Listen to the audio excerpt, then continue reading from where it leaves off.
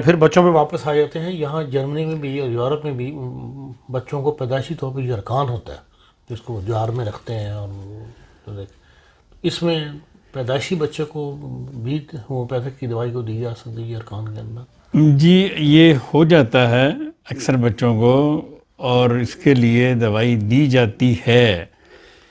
میرے استاد محترم رحم اللہ تعالیٰ دیتے تھے لوپولس 30 میں.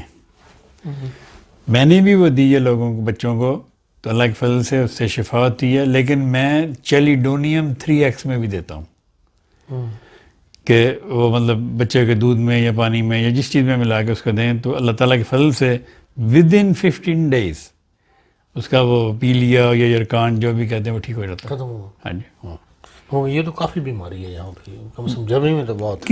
اصل میں لوگ ڈرتے ہیں کہ چھوٹے بچے کو دوائی کیسے دینی ہے.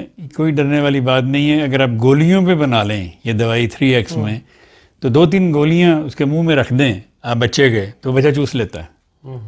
اگر وہ گولیوں میں نہیں کھاتا تو آپ اس کو دودھ میں ڈال کے دے سکتے ہیں، یا جو بھی چائے آپ چائے بنا کے دیں بچے کو یا پانی دیں، اس میں 2-4 قطرے ڈال دیں اس کے، کوئی مسئلہ نہیں. بٹ بچہ سب سے بہتر یہ ہے کہ آپ گولیوں میں بنائیں اور گولیاں لے کے اس کے منہ میں رکھ دیں، وہ چٹ جائے گا، میٹھی ہوئی چٹ جائے گا، اور ود ان 2 weeks اللہ کے فضل سے ٹھیک ہو جاتا ہے.